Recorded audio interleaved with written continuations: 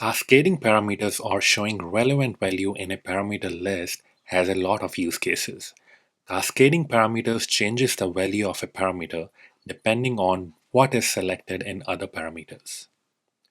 In this tutorial, I am going to share a workaround on how we can create cascading parameters using set actions and collapsible containers. So let's check it out how we can do this in Tableau.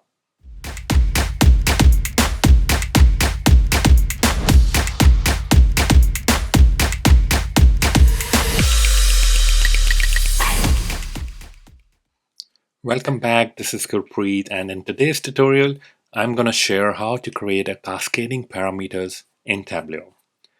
So in this particular dashboard, I have created this cascading parameter effect where when we select a category, it will give us all the options of the categories, and also when we select a subcategory, it will give all the options to select a subcategory. By default, we are selecting everything.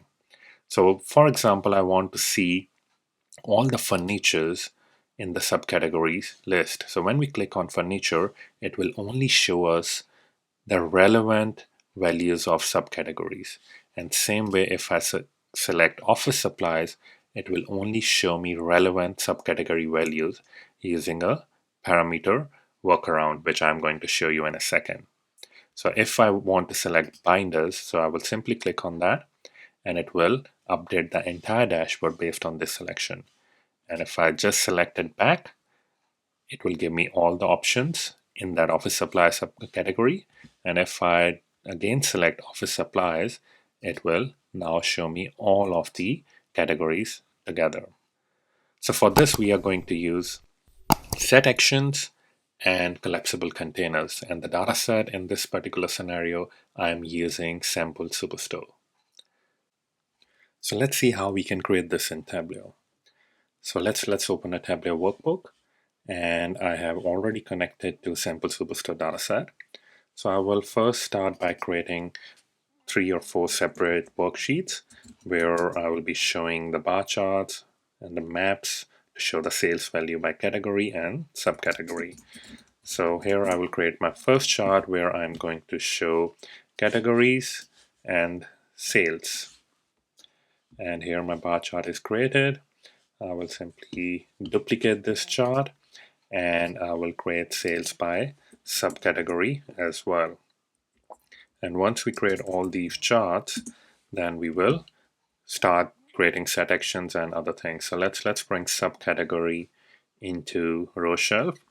So I will simply bring and put it on the top, and it will show me all the sales by subcategory.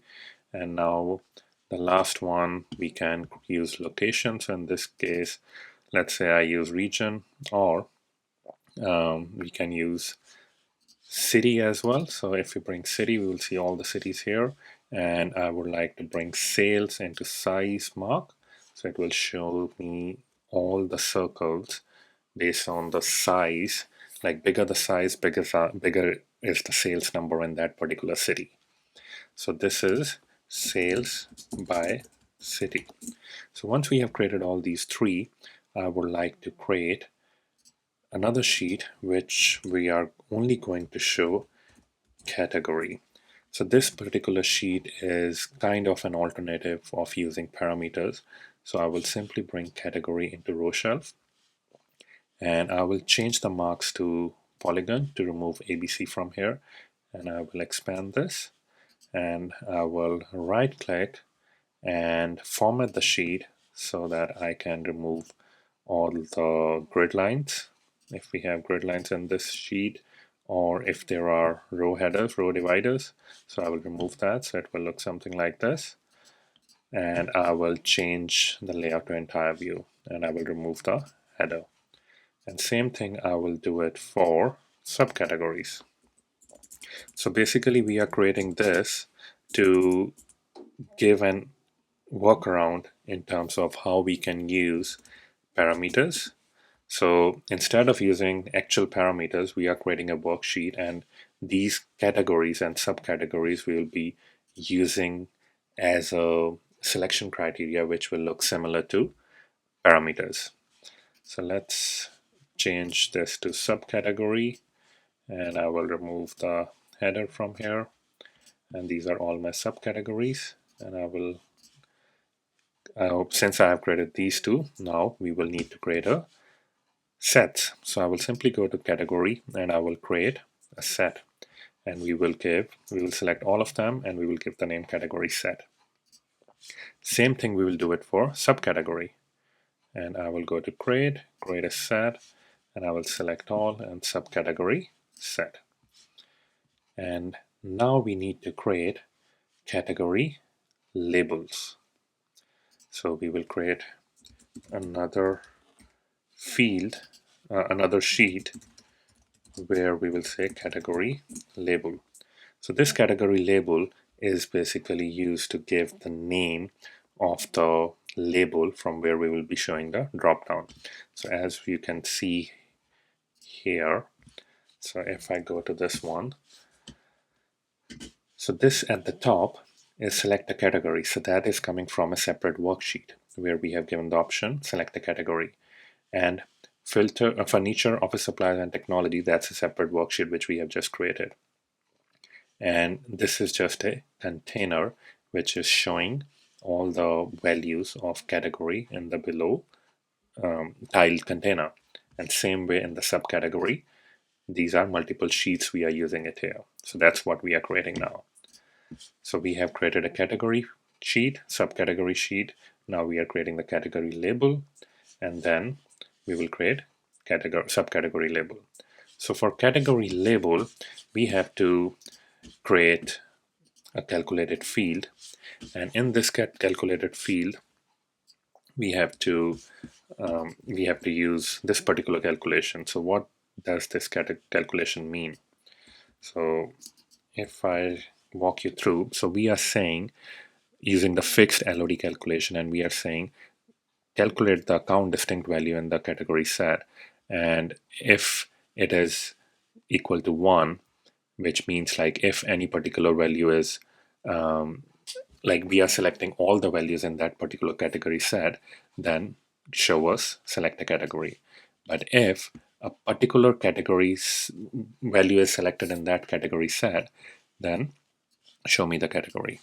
So that's what it means. So this category calculation, once it's created, I will bring it into text label, and I will hide the title, and then it will show the entire view, and you will see it will show us select a category. And same thing, we will duplicate the sheet and we will create a subcategory label. And in this subcategory label, I will duplicate the category calc which we have created, and I will change the calculation here for subcategory.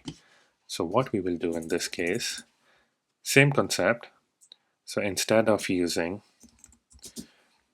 the category, we will here select subcategory set, the one which we have created. So I will collect subcategory set, and it will check if all the values are selected in subcategory set, then we'll say select a subcategory. Else we will select the subcategory individual one which we have selected, and here we will change it to subcategory.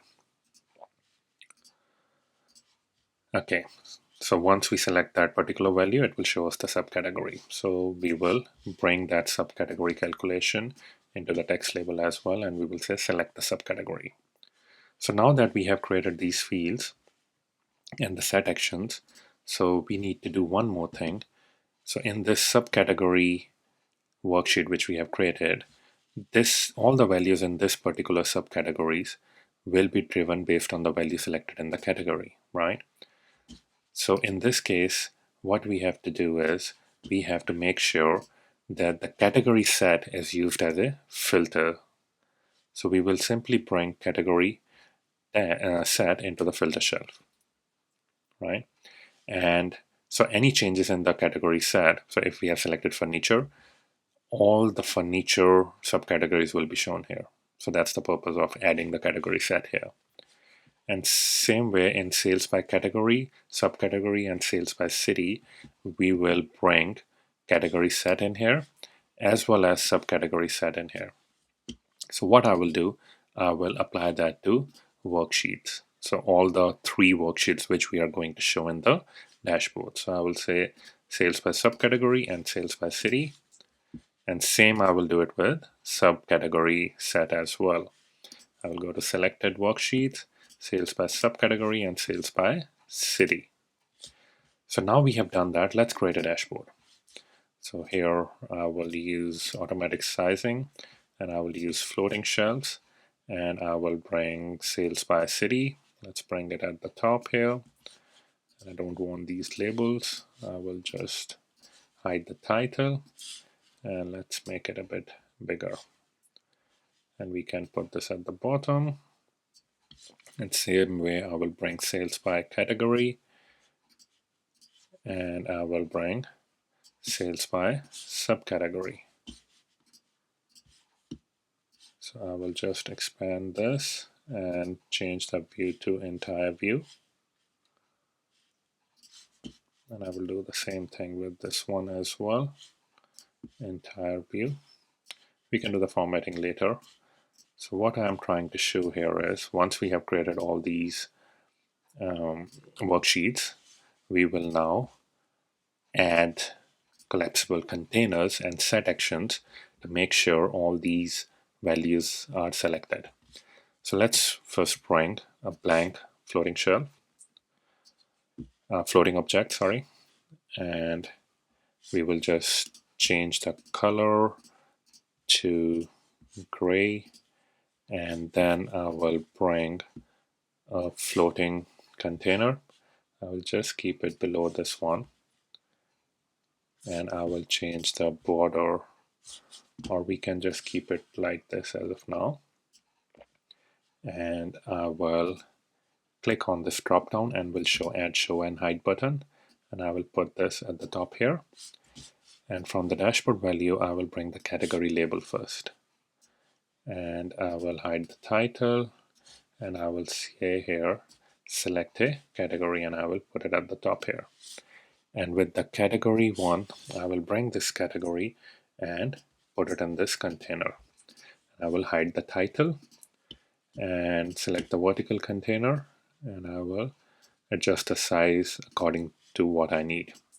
And I can change the border or even the color if we want, right? So we can change the color. I just want to select this worksheet. So you can see how it looks like, but there is a bit of padding in this one, which I don't need. So I can go into the outer padding and remove it, all the padding, and it will look something like this. And if I select the cross, it will hide that value. But when we select any particular value, it's not showing us or not updating the dashboard based on the furniture selection, right? So for that, we have to set a set actions. But before we do that, I will add the subcategory value as well. So we will bring again the second blank object, and I will just put it here. And again, you can change the color or border the way you want it based on your design requirements. And now I will bring the floating container as well. So I will bring it here just underneath that one. And because we have more subcategory values, I will keep it a bit bigger. And let's start by bringing subcategories into the container at the bottom. And I will hide the title and will add the buttons by clicking add show hide button on the vertical container, and I will bring that here. And I will select this worksheet again, and I will go to the layout and I will change the border, and I will change the color as well, and I will remove the outer padding, and it will look something like this. And again, so we will bring the label value as well, subcategory label, and I will hide the title here, and we'll move it on top of this blank object. So now we have select category and subcategory, but when we select these, nothing is working, right? So for that, we need to create parameter set action. So we will go to dashboard menu, go to actions, and in that case, we will go to add action and change set values. So once that window is opened, we will simply select the target set, go to Sample Superstore. One, we will create it for category set. And the other, we will simply click OK. And the other one, we will need to create for subcategory. So the target set will be subcategory. So we will simply click on that and we will create a subcategory target set. So we will go to subcategory set and select it, and we will simply press OK. So now that we have done that, so we will go to furniture and you will see it is updating the dashboard as well as the subcategory categories. And I want furnishing or chairs. We will only see that one. And if I click on it again, it will give us all the furniture values. It will select all of them. And if I again click on furniture, it will unselect the furniture value and will use all the categories together. So you can click on technology and only technology subcategory will be shown. So that way you can use cascading effect in Tableau.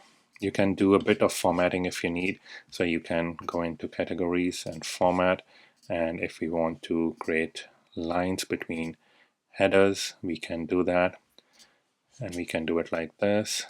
And we want to make sure all of the rows are selected. So with a bit of formatting, you can make it look more appealing. And we can change these values here. The same way we will select for bookshelf. We can format it and go to borders, the header values, and we can extend these in here. So if we select border or bookcases here, you can see the entire row is selected. So that way you can update these ones and you can add the title and other things, and based on your requirement you can select any of these. So once you are done, you can simply select cross and it will hide those values. I hope you guys like this tutorial. If you have any questions, please feel free to drop me a message in the section below, and we'll see you next time. Thank you.